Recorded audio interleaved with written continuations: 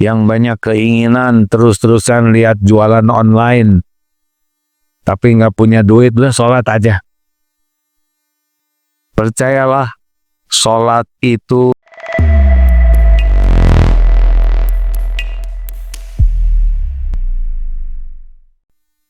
semoga semua yang hadir ini adalah orang-orang pilihan Allah yang akan diberikan nikmatnya bahagia di dunia, bahagia di akhirat, serta dijauhkan dari api neraka.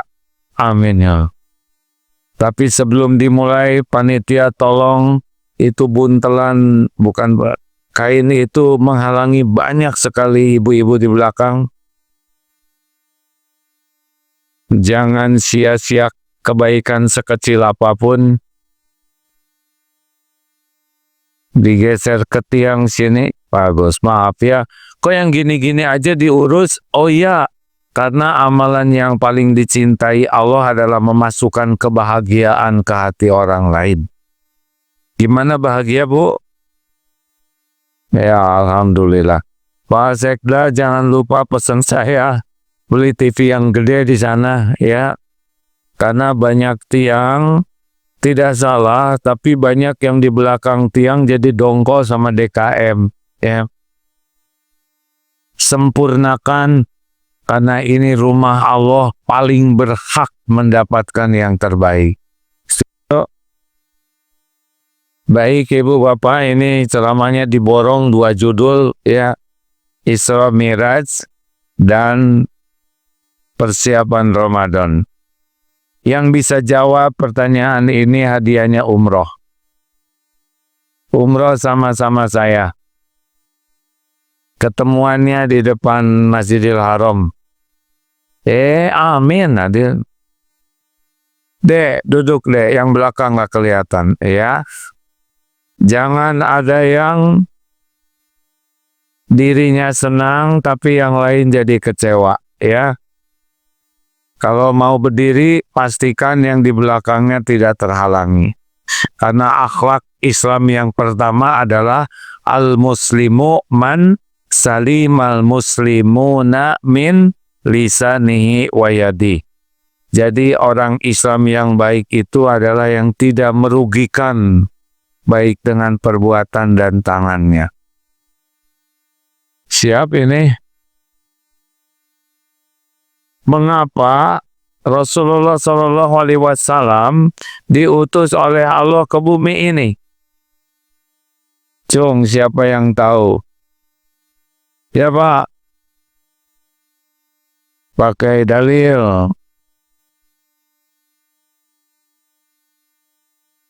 Innama bu'itstu liutammima makarimal akhlak.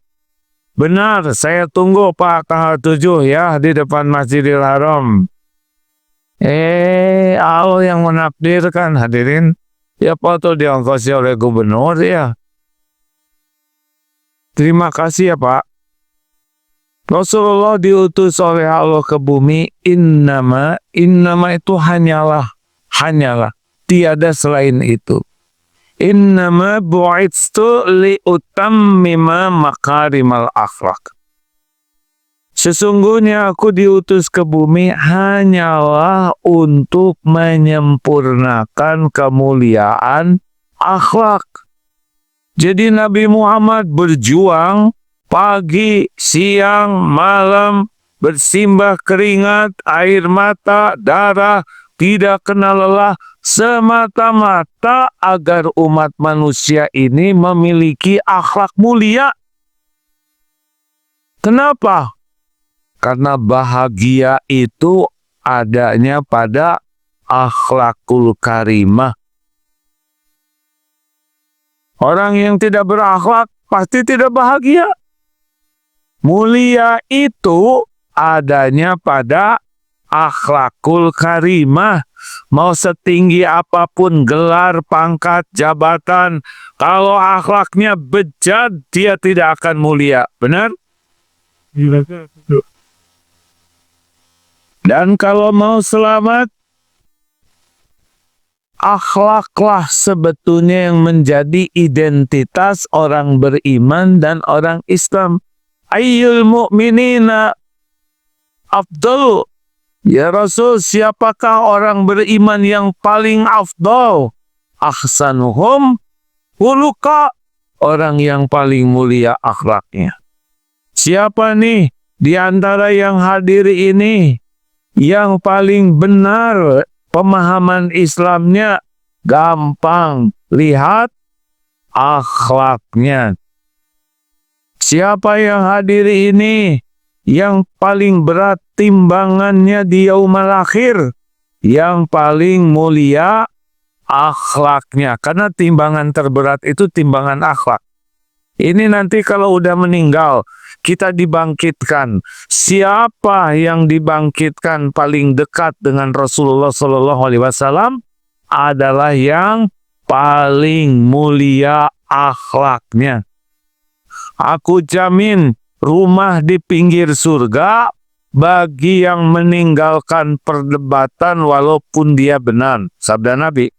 Aku jamin rumah di tengah surga bagi yang tidak berdusta walaupun sedang bergurau.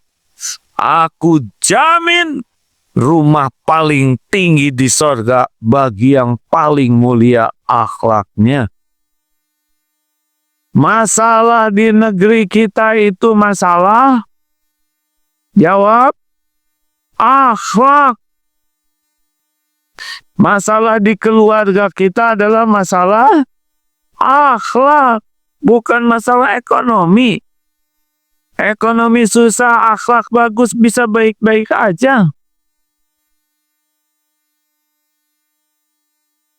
Bu, Ibu, maukah punya menantu yang cakep?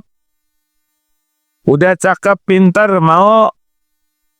Cakep, pintar, banyak uangnya, mau? Tapi akhlaknya bejat. Tuh kan, ada harapan ya. Yang kurang cakep, kurang pintar, kurang duit. Jadi, ingat, sukses dunia akhirat itu akhlakul karimah.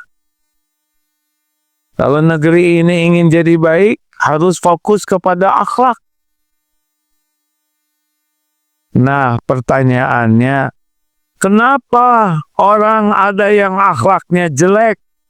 Penyebabnya dua kalau mau disaripatikan. Kenapa orang itu akhlaknya buruk? Yang suka ada di media-media, yang ini dia tangkap, ini dua penyebabnya. Satu, lemah pemahaman agamanya. Dia tidak mau belajar agama dengan benar. Akibat tidak mau ngaji, tidak kenal ke Allah. Jadinya dia akan menuhankan selain Allah. Gara-gara tidak belajar agama, tidak kenal ke Rasul, dia tidak punya contoh terbaik untuk ditiru. Gara-gara tidak belajar agama, tidak kenal Quran, dia tidak tahu panduan hidup. Kalau orang jauh dari agama, pasti iman lemah. Iman lemah mudah terjerumus dalam akhlak yang buruk. Karena orang yang yakin ke Allah, tidak akan dia gampang berbuat maksiat, karena tahu Allah selalu melihat dan setiap perbuatan pasti dibalas oleh Allah kepada dirinya sendiri. Jadi penyebab pertamanya apa akhlak buruk? Tidak paham agama dengan benar. Bukan tidak tahu. Banyak yang tahu agama, banyak. Tapi dia tidak paham. Contoh begini. Tahu sabar? Bukan nggak ada yang jawab. Udah malam nih. Tahu sabar? Paham sabar? Coba jelaskan. Orang yang paham itu bisa menjelaskan. Orang yang tahu tidak bisa menjelaskan. Bisa sabar, beda lagi. Bisa itu dengan mujahadah. Berlatih tahu kuda, belum tentu paham kuda. Paham kuda, belum tentu bisa berkuda. Nah, banyak orang yang belajar agama, tapi tidak berusaha paham. Hanya sampai tahu. Contohnya begini. Sabar dong anak-anak. Jadi anak tuh harus sabar. Innallaha ma'as-sabirin. Nah, begitulah. Sabar sambil tidak sabar. Itu baru tahu sabar. Pasti belum bisa sabar karena belum paham sabar. Kenapa ini saya nggak boleh nyebut departemen agama, nggak enak ya.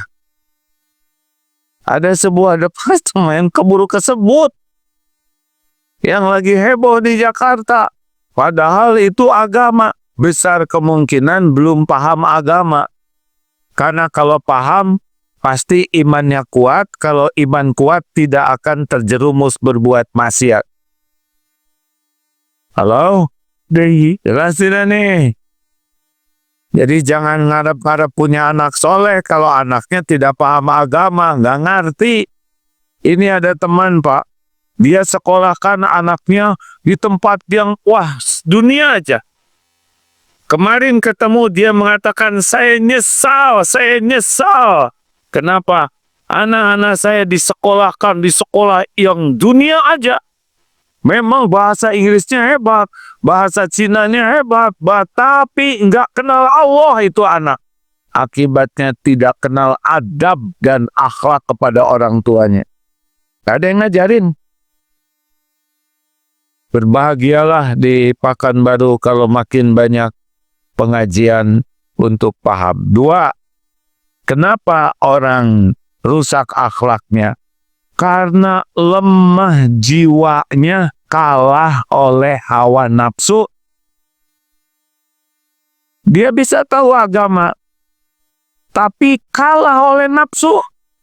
Lihat, yang ditangkap, yang bermasalah di media.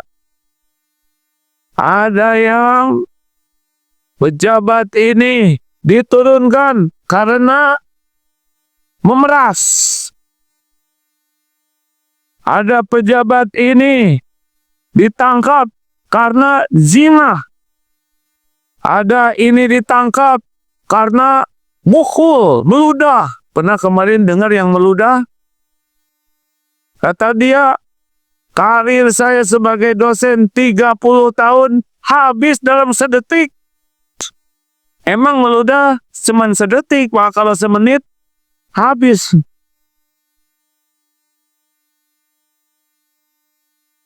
Itu meludah bukan perkara bibir, tapi perkara tidak bisa mengendalikan nafsu. Benar? Ini serius nih. Otot kawat, balung besi, leher beton, urat kabel, wajah asbes. Hati kalah oleh nafsu, begal. Makanya Bapak Ibu, tidak cukup hanya belajar agama, tapi harus bermujahadah mengamalkan ilmu sambil mengendalikan nafsu. Alhamdulillah, kita diberi nikmat oleh Allah akan hadir Ramadan. Ini serius nih, Pak. Baik. Ini judulnya 2 sih ya. Jadi saya harus 2 nih. Sebentar saya hitung waktu karena jam bobo saya jam 9. 13 menit lagi. Di Pekanbaru bobonya jam berapa? Saya biasa tidur jam 9. Ini aja udah lang begini nih. Untung dikasih makan dulu tadi ya. Saya ngebahasnya yang aplikatif ya Pak ya. Bagaimana Isra Miraj bisa merubah akhlak? Kalau ceritanya mungkin udah banyak yang cerita. Hikmah Isra Miraj yang merubah akhlak. 1.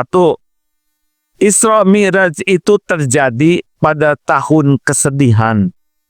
Rasulullah SAW dilanda perih hati, sedih karena istri tercinta Khadijah radhiyallahu anha wafat. Beliau ini istri yang luar biasa solehah, yang membenarkan ketika malaikat Jibril datang, yang pertama masuk Islam, yang mendukung dengan segala daya, harta sampai habis demi perjuangan suaminya wafat. Oh, pasti sedih lah ya. Manusiawi sedih tuh. Di dalam rumah istri wafat. Di luar Abu Thalib, paman beliau, seorang bangsawan Quraisy yang menjadi benteng dari perbuatan buruk kaum Quraisy, wafat.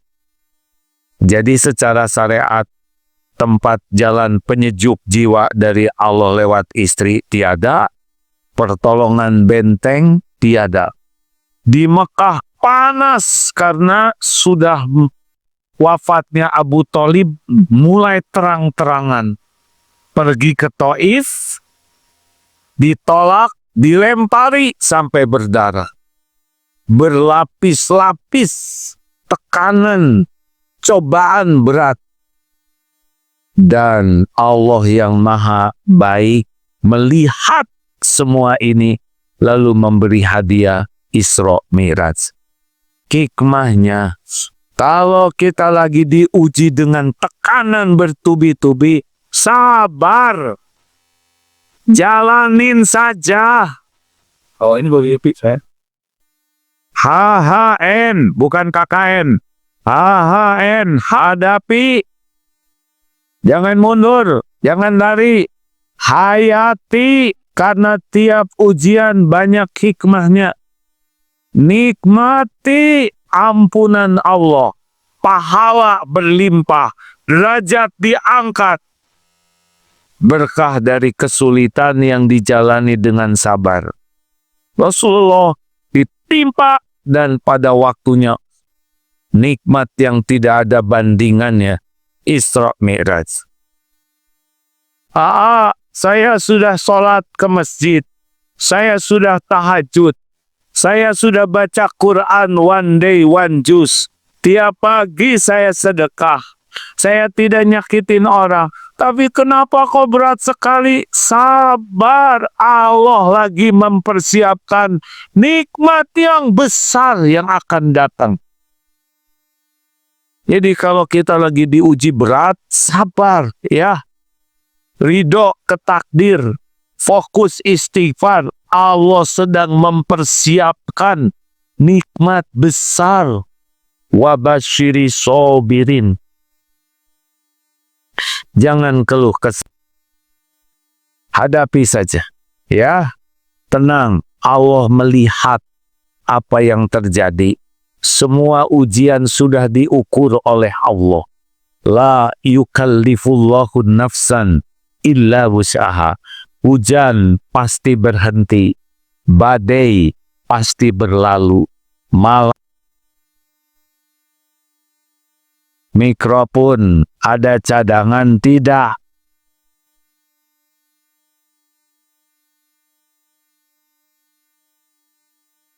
Gak apa-apa, tenang. Ini masalah kecil. Pertama saudara nggak nyumbang mikrofon ini ya kan? Ya. Selalu harus ada cadangan ya. Terima kasih. Buktinya datang sendiri, betul ya? Hadapi saja. Saya juga sudah nyobain dihina rame-rame. Berhenti sendiri itu yang menghina ya kan? Malah datang sekarang ke sini ya. Semuanya ada waktunya. Kalau malam sedang gelap gulita, tidak usah nunggu pagi, tahajud saja. Pagi itu ada waktunya sendiri. Nggak usah ditunggu-tunggu. 2. Hikmah Isra Mi'raj adalah Allah memberikan nikmat yang agung, yang hebat, yang dahsyat bagi umat Islam, yaitu sholat. Sholat itu imaduddin, tiangnya agama. Tebak, kalau tiang ini roboh, masjid ini roboh tidak? Jawab. Sholat berkualitas, hidup berkualitas. Sholat bagus, hidup dibuat bagus. Sholat jelek, hidup jelek. Sholat berantakan, hidup berantakan. Fokus sholat. Perbaiki sholat. Berikan perhatian khusus kepada sholat. Karena Allah juga menurunkan perintah sholat tidak lewat malaikat Jibril. Spesial. Perintah yang lain pakai perantara kecuali sholat. Aqrabu ma yakunul abdu min rabbihi fahuwa sajid. Saat terdekat seorang hamba dengan Allah Tuhannya adalah ketika sujud. Sujud itu saat paling dekat kita dengan Allah. Kita ini diciptakan untuk sholat. Tunggu waktu sholat diisi dengan ibadah lainnya. Pilarnya sholat. Duhur, subuh, sholat. Nunggu duhur diisi dengan ibadah lainnya. Belajar, kerja, bisnis, ngurus kerjaan, ngurus keluarga, ngedidik anak. Itu ibadah. Sambil nunggu duhur. Patokan kita itu adalah sholat. Kalau sholatnya bagus, maka ibadah antara sholat ditolong oleh Allah jadi bagus. Halo? Serius nih? Apa sih manfaat sholat? Satu, sholat itu pembeda antara Islam dan non-Islam. Kita orang Islam wajib sholat. Kalau ada orang Islam mendustakan sholat, dia tidak Islam. Kalau malah sholat, dosa besar. Tapi kalau sudah mendustakan sholat, langsung coret. Dua, sholat itu pertanyaan pertama. Kayak nol banyak, tapi tidak ada angka. Sedekah, umroh, haji, puasa, tapi tidak sholat, gak dinilai. Sholat itu penghapus dosa. Seperti di depan rumah ada sungai, subuh mandi, duhur mandi, asar, maghrib, isya mandi. Bersih tidak? Bersih tidak?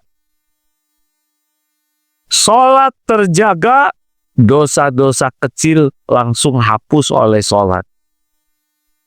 Dosa itu penyebab musibah menimpa kita.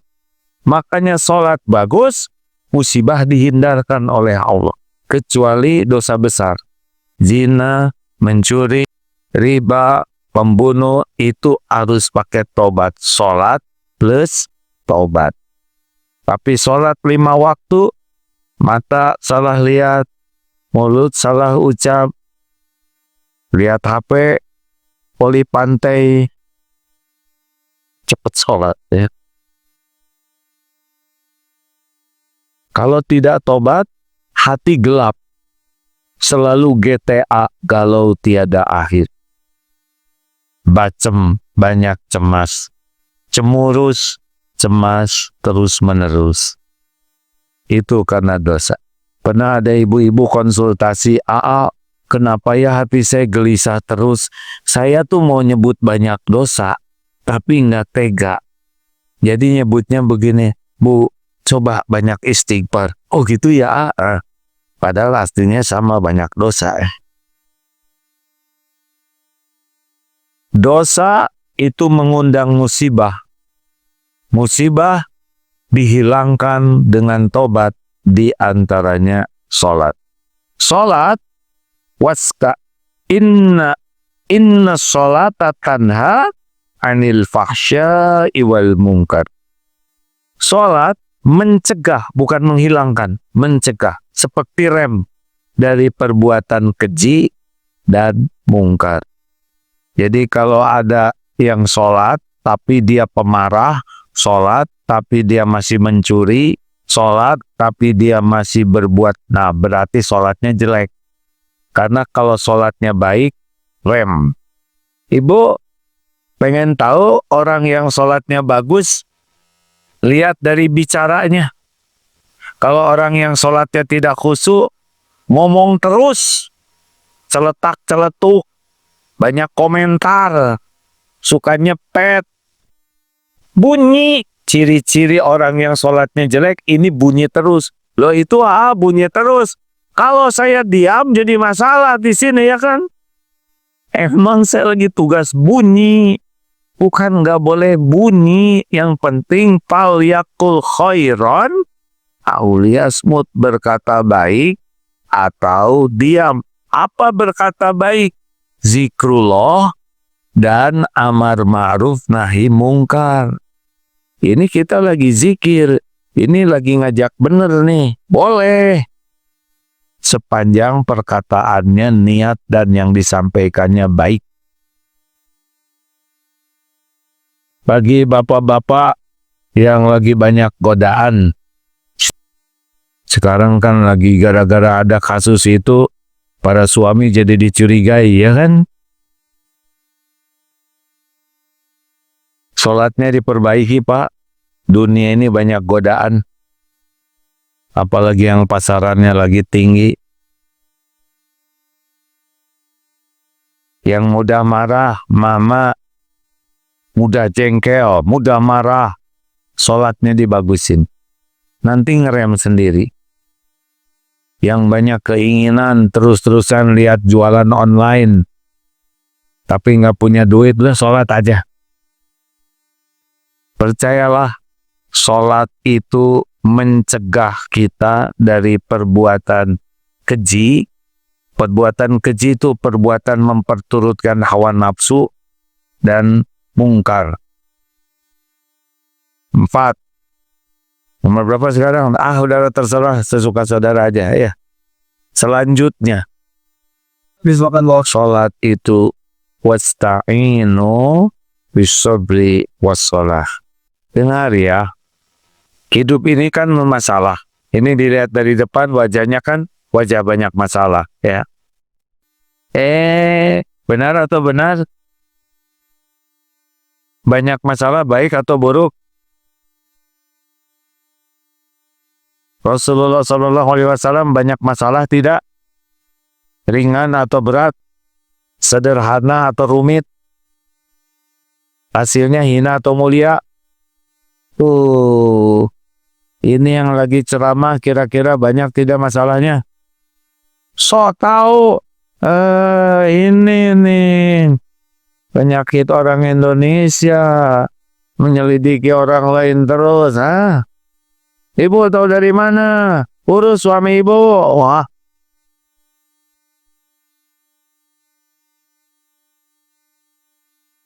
Emang banyak masalah. Kalau udah sunatullahnya begitu. Masalah itu berat atau ringan, bukan masalahnya yang berat. Berat atau ringannya menghadapi hidup, itu kuncinya ditolong Allah atau tidak. Kalau masalah berat, ditolong oleh Allah, pasti ringan. Masalah ringan, tidak ditolong Allah, pasti berat. Yaitu yang meludah itu kan sebetulnya sederhana, Pak. Jangan menyerobot. Tinggal jawab aja, oh ya dek, maaf. Selesai. Ya. Hancur. Kalau kita punya sabar, itu berkah dari pertolongan Allah. Dan kuncinya sholat. Bu, ibu, Apakah ibu mau disayang suami? Mau? Suami siapa? Suami sendiri doa. Gimana caranya, Bu, supaya ibu disayang suami? Tuh kan bingung. Ibu dandan enggak ngepek. Yang ngepek itu adalah kalau ibu ditolong oleh Allah. Ibu enggak bisa ngebulak-balik hati suami. Enggak bisa, Bu. Enggak bisa. Tahu juga enggak hatinya seperti apa. Makanya supaya ditolong Allah, ibu harus menyolatkan suami. Maksud saya bukan jenazahnya. Ibu memperbaiki sholat. Lapor ke Yang Maha Kuasa. Ya Allah, saya ridho Engkau titipi suami ini. Takdirmu. Walaupun Engkau tahu, ada ya Rob. Kau usah ngomong gitu. Ya Allah, suami saya ini lagi puber ke-10 kalau nggak salah. Itu hitungan saya, ya Allah. Mungkin di hitunganmu lebih banyak lagi. Tuh, ya Allah. Hanya Engkau satu-satunya yang bisa menjaga suami saya. Allah lihat tidak? Ibu sujud. Jawab.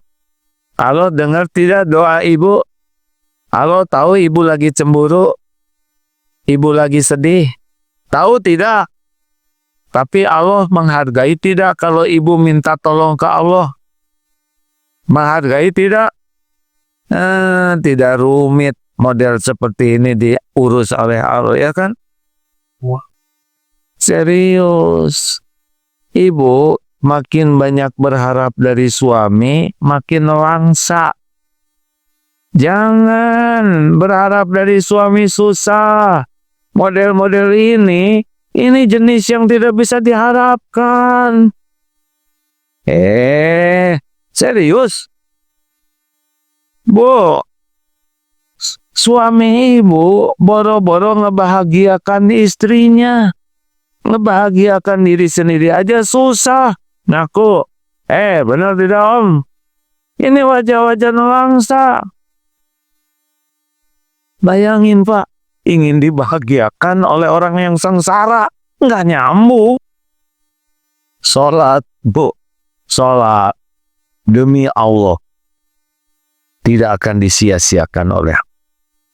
Ini juga pernah dengar di sini STI. Suami takut istri. Kan ada, udah dengar belum cerita singa di sini belum ya? Saya sering cerita ini, yang udah dengar diam. Jadi kalau manusia nikah itu orang pada datang, salaman, ngedoain, ngasih kado.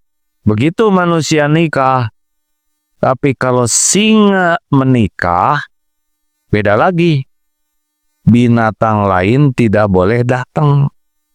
Nah ini ada singa nih mau nikah. Tiba-tiba kucing datang. Singa marah. Pas mau dikemplang, kata kucing begini, singa, tunggu dulu. Jangan emosi. Saya harus ngomong sesuatu penting. Apa? Kata singa. Lalu kucing berbisik. Singa langsung pucat. Apa kata kucing? Hei singa, jangan sombong kamu ya. Saya ini dulunya singa, tapi udah nikah jadi kucing. Jelas, Meng? Bus, jelas nggak, Bus?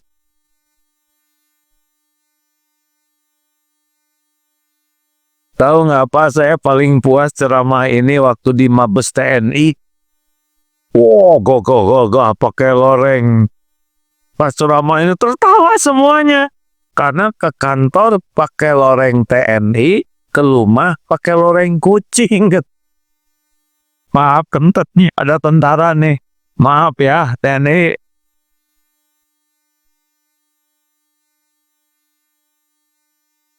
Enak ketawanya ya, karena menjiwai. Pak, nggak boleh stay in. Ibu juga jangan bangga kalau punya suami nurut sama ibu. Sini Pak. Baik Bu.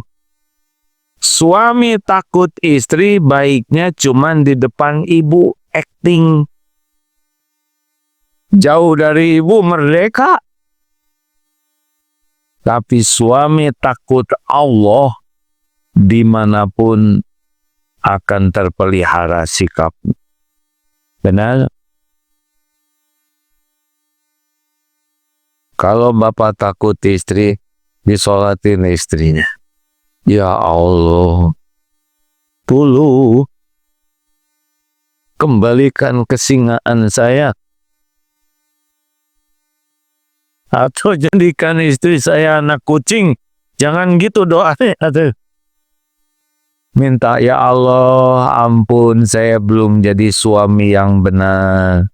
Belum jadi kepala keluarga yang bisa jadi contoh. Ampun, tolong ya Allah. Jadikan istri saya ini lembut hatinya. Hanya Allah Pak yang bisa ngebulak-balik hati. Sholat. Sama ngurus anak emang gampang. Anak zaman sekarang medsos luar biasa, teknologi udah luar biasa. Kalah tuh orang tua Pak. Kita ngomong apa-apa, dia lebih ngerti. Satu-satunya dekati Allah, perbaiki sholat. Setuju? Pokoknya dikit-dikit sholat. Sedih, sholat. Sakit hati, sholat. Jengkel, sholat. Punya keinginan, sholat. Kenapa? Karena sholat itu doa. Makin sering sholat, makin berkualitas sholat, hidup kita diurus oleh Allah. Ciri sholat yang jelek, satu, berat. Kata Imam Ibnu Qayyim, kalau orang berat sholatnya, itu masuknya fawailul lil musallin alladzina hum an sholatihim sahud. Ada sholat qad aflahal mu'minun alladzina fi sholatihim khosyiun. Ada yang di Al-Ma'un. Ciri orang yang sholatnya jelek, satu, berat. Allahu Akbar. Hah? Udah juga duhun, udah asar lagi. Kayak jengkel gitu mah. Orang yang bagus sholatnya kangen ke sholat itu. Dua, ciri orang yang sholatnya lalai, yang membuat dia tidak bahagia adalah riya. Sholatnya seneng kalau dilihat orang.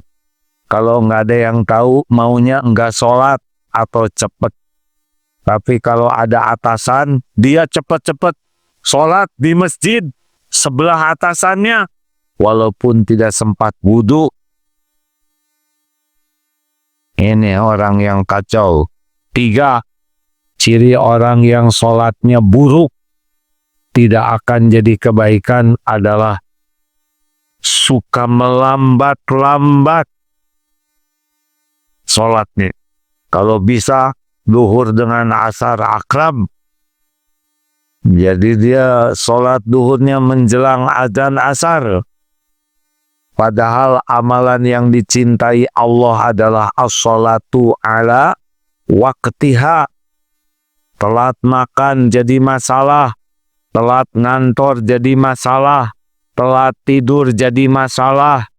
Telat bayar hutang jadi masalah. Dan sumber masalah yang besar adalah sengaja telat sholat. Dengerin. ranking sholat tepat waktu, amalan yang dicintai Allah, as-sholatu ala waktiha, summa kemudian birrul walidain. Itu di bawah sholat tepat waktu loh. Summa kemudian al-jihadu fi sabilillah. Dipanggil atasan aja nggak berani telat. Oh, ada ibu-ibu tukang jualan kue-kue ringan di pasar. Laku walaupun tidak banyak untungnya. Kalau lagi banyak pembeli, Allahu Akbar, Allahu Akbar. Maaf ya, para pembeli, saya dipanggil bos.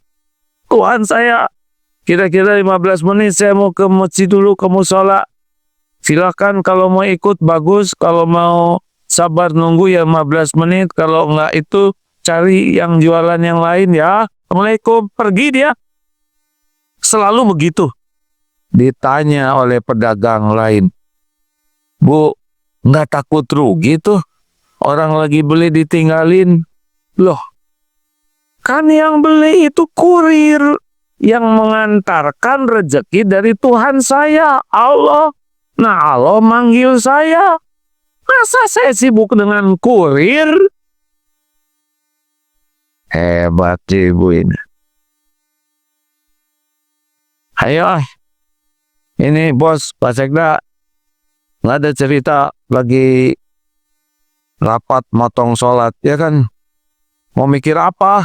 Dari dulu juga rapat, pusing aja terus, ya kan?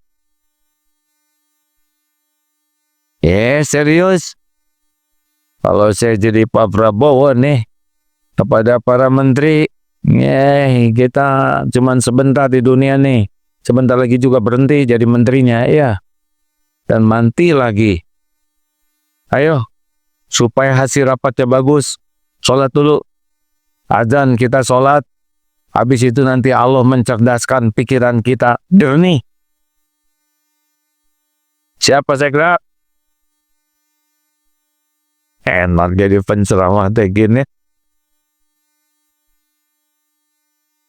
Ya udah, ini juga saya pulang. Lanjut.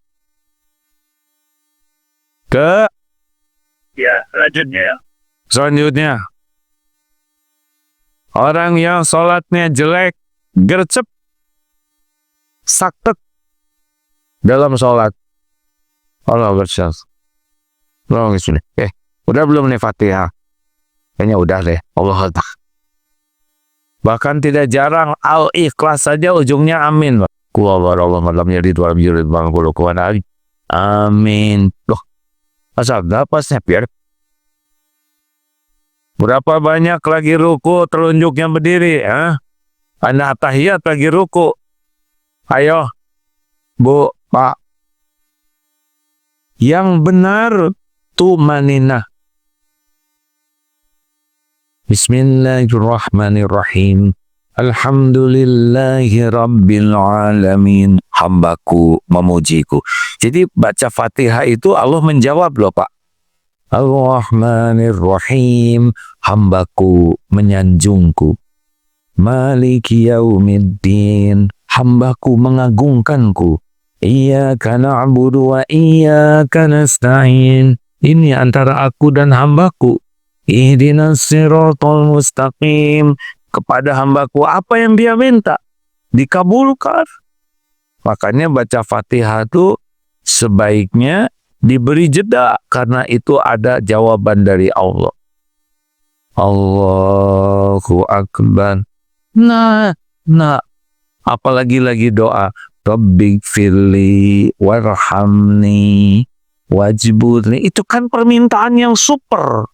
Doa di antara dua sujud. Ya Allah, ampuni saya. Sayangi saya.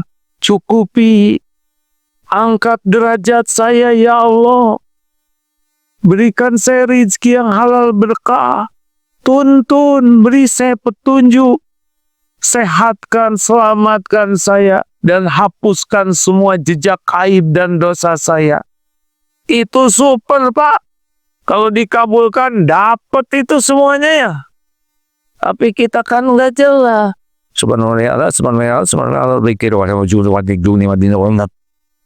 Apa itu?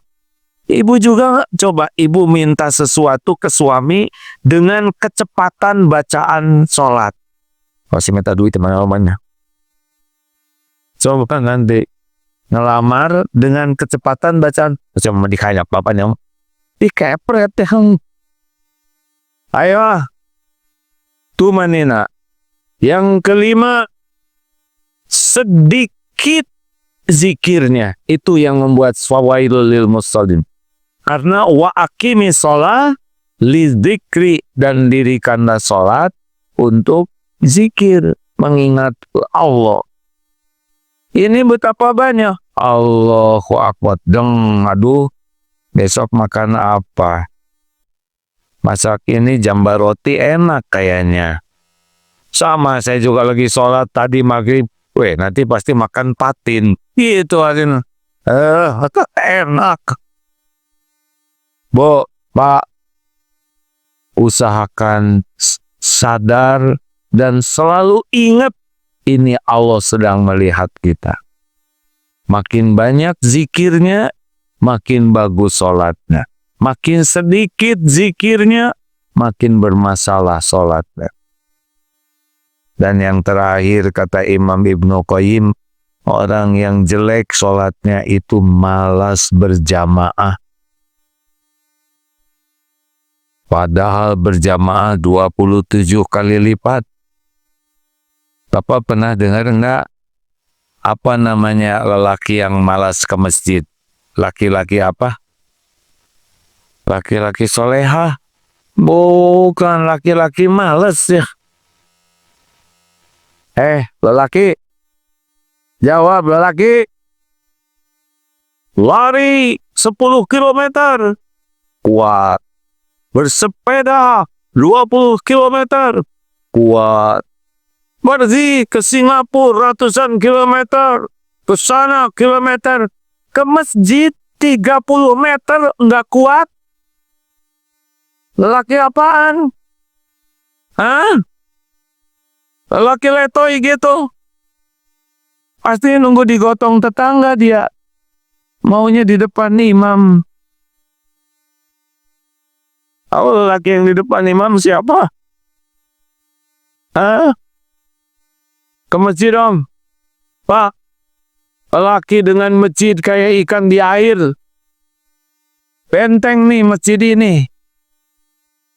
Gak ada tempat yang paling banyak dibacakan nama Allah selain di masjid. Ayo, Bu, Ibu, usir suami dari rumah. Suruh ke masjid kalau sholat. Sholat isya jamaah separuh malam. Dia anggap sholat terus menerus. Sholat subuh jamaah jadi sepanjang malam. Dia anggap sholat terus menerus. Kalau kita istiqomah jamaah, meninggal malam-malam, mudah-mudahan seperti meninggalnya orang lagi sholat. Dunia ini gampang, milik Allah. Kalau kita berjuang, ihfazillaha yahfazka. Jagalah yang Allah perintahkan, yang Allah sukai, Allah ngejaga kita. Gak usah takut, dunia ini milik Allah. Garong penjahat aja dikasih dunia ini. Masa ahli sholat nggak dikasih? Pedagang ke masjid. Nanti gimana dong? Yang mau beli ajak ke masjid. Kalau dia nggak mau gimana? Biarin. Kalau dia nggak jadi beli gimana? Bukan rezeki kita. Nggak ada ribet-ribetnya. Ini tiap sholat kayak gini penuhnya.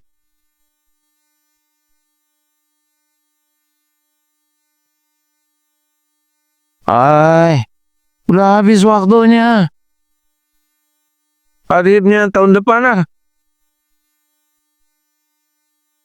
Pak, dikit-dikit sholat. Ya, beneran loh Pak. Perpanjang sujudnya.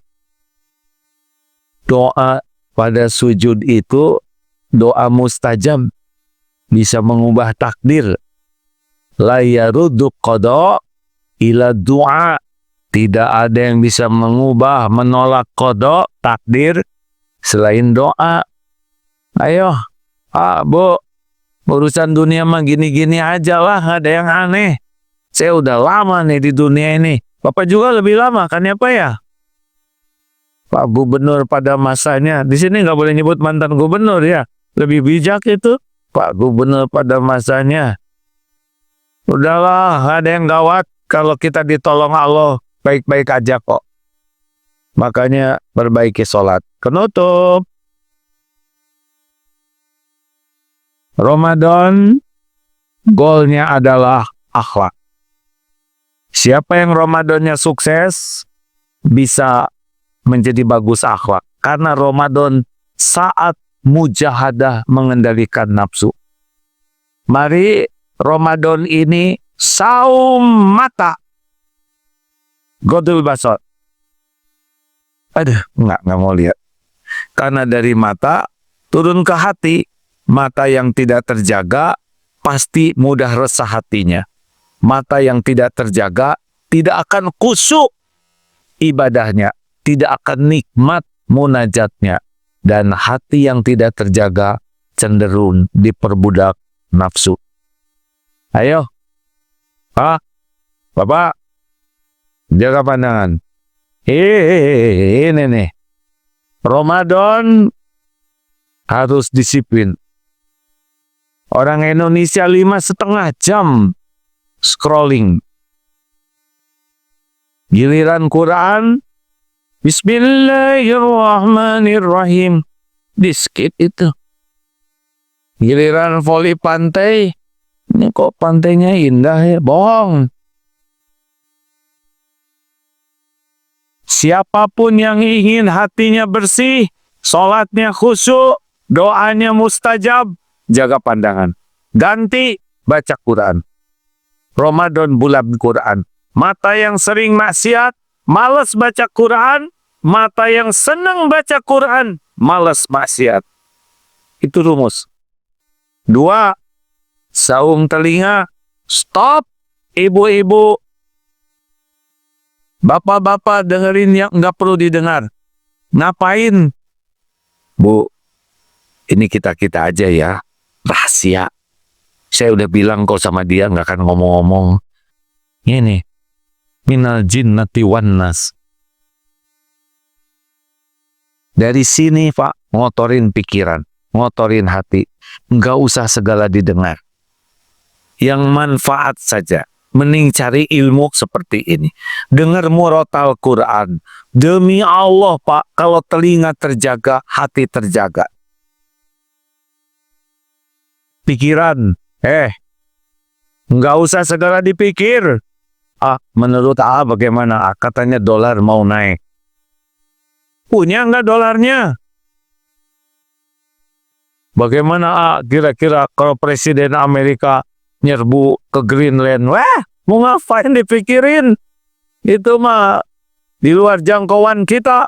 Pikiran yang bisa nambah iman. Nggak usah segala dipikir. Menurut tentang ijazah gimana? Menurut saya, suruh periksa ijazah saya aja. Mas Suryo, nih saya kasihin ijazah saya. Buat Mas aja, saya udah tua. Udah bukan waktunya mikirin ijazah.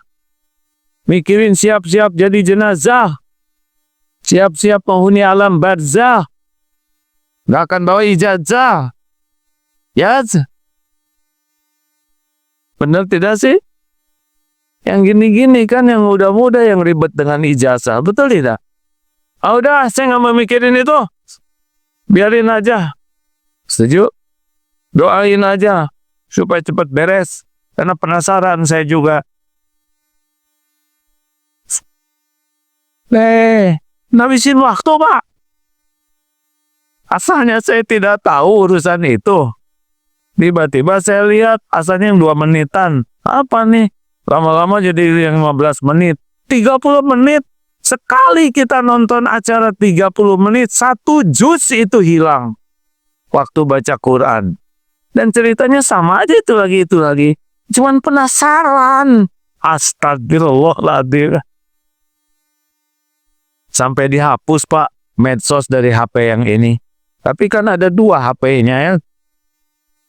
Tetap aja gitu yang dibuka. Astagfirullah. Jadi ini ceramahnya senjata makan Tuhan ini. Ayo Ramadan jangan diperbudak. Sayang, otak kita ngirit-ngirit aja. Tetangga saya itu pelit. Biarin. Duit-duit dia, makanan-makanan dia. Tapi menurut saya tetangga saya itu gak mabrur deh hajinya. Emang kenapa? Masa pulang dari Mekah gak bawa oleh-oleh? Naco, bukan dia gak mabrur. Kita yang pengen dikirim. Udah, gak usah segala dipikirin. Irit. Setuju? Hemat mikir, apalagi saum mulut.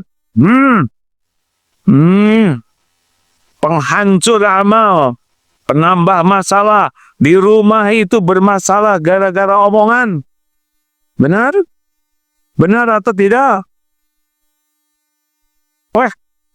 Orang Islam cuma 2 bolehnya. Falyakul khairan aw liyasmut. Berkata baik atau diam. Stop banyak komentar. Stop celetak-celetuk. Saum. Makanya dibuat rada bau mungkin ya. Tapi katanya di sorga harum. Benar di sorga. Di sini oleh Allah dibuat aroma begitu supaya nggak banyak ngomong. Bu, saum celetak-celetuk ya. Jangan banyak komentar. Nggak usah segala diceritakan. Kalau tidak manfaat, diam aja. Jangan segala ditanyain. Ibu, berapa kuintal beratnya? Jadi masalah. Kuintal itu kan karung.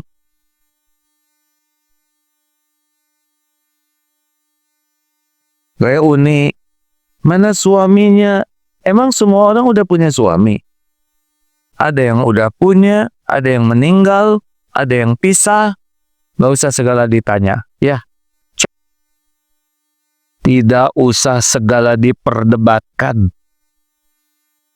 Itu menurut saya sih sepak bola itu harusnya 2-2 tuh. Udah jelas 2-0. Udah bubar. Malah disebut harus 2-2. Gimana gak? Diam. Kalau udah nonton sepak bola, bobo. Lebih baik dan nonton. Besok aja lihat hasilnya. Ya, sama aja. Boleh saya cerita satu bonus nih? Ini penting kalau buat saya ya. Ada kakek-kakek. Ini cerita di Mekah. Umur 70 tahun. Sehat. Awet muda. Fit. Kayak apa rahasianya kakek 70 tahun sehat terus, seger, awet muda? Kata si kakek, saya ini nggak mau berdebat, tidak suka berbantah-bantahan, apalagi bertengkar. Jadi menurut kakek, kalau kita tidak berdebat, tidak berbantah-bantahan, jadi lebih sehat gitu, jadi fit, jadi awet muda. Ya, mudah-mudahan sih begitu. Tapi kalau menurut saya nggak mungkin lah, kek. Masa hanya dengan tidak berdebat jadi sehat, jadi awet muda? Nggak mungkin. Tahu jawaban si kakek? Si kakek menjawab begini. Saya setuju dengan pendapat saudara. Beres ya. Udah dibilangin nggak mau berdebat ya kan. Tadi yang nggak setuju ya biarin aja. Nggak usah maksa. Ada juga kakek 80 tahun. Sehat, seger. Kayak apa rahasianya? 1, saya tidak mau marah-marah. Kecuali urusan penting. Yang kedua apa? Yang kedua, ternyata urusan duniawi ini nggak ada yang penting. Itu sih kaki. Kayak spion ada yang nyolong tuh. Biarin, beli lagi. Beres. Kayak listrik naik, bayarannya cabut. Cabut gelap dong, bayar. Beres. Gak mau ribet, Pak. Halo? Ada yang harus kita urus, tapi ya nggak usah marah-marah lah. Saum marah-marah, setuju? Kan saum hati dari berharap kepada makhluk. Ini kuncinya. Kan yang bikin masalah di rumah tuh berharap. Ingin dipuji, ingin diakui, ingin dihargai, ingin dihormati, ingin dibalas budi. Ini saum. Stop berharap dari makhluk, hanya berharap dari Allah. Itulah yang paling penting dari saum kita. Orang yang tidak suka dipuji mah tenang hidupnya. Orang yang pengen dihormati gampang tersinggung. Makanya berlatihlah jadi orang yang tidak berharap dari makhluk. Karena semua nikmat hanya datang dengan izin Allah. Mudah-mudahan walaupun sederhana ada manfaatnya. Terima kasih Bapak Ibu sekalian. Saya tidak mau mengganggu istirahat Bapak Ibu. Alasan terakhir saya kesini tahun berapa ya? 2016. Alhamdulillah. Terima kasih. Ini Radia juga ya. Terima kasih para pendengar yang budiman. Semoga para pendengar menjadi hamba-hamba Allah yang sholatnya khusyuk, yang bisa mengendalikan hawa nafsu, dan bisa istiqomah sampai husnul khotimah. Penutup Bapak Ibu, bahwa ini nanti ya ke Palestina terkumpul 117 miliar. Dari begini-begini ke Sumatera sekarang baru terkumpul 14,7 miliar. Bapak Ibu nanti sedekah ya, tidak akan berkurang harta dengan sedekah. Kalau mau bawa kencering, bawa aja. Kalau memasukkan ke sini hanya uang sisa. Misal beli roti 10.000, pakai uang 50.000. Nah, sisanya ke sini. Tuh kan, bukannya bahagia, udah dasar pelit. Baru rencana aja udah kaget.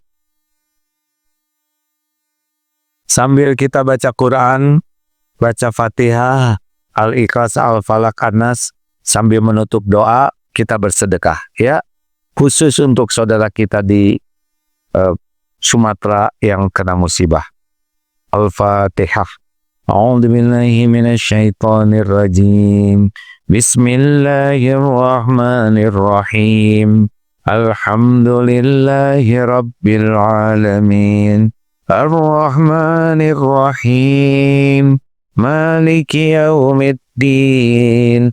Iyyaka na'budu wa iyyaka nasta'in. Ihdinas siratal mustaqim.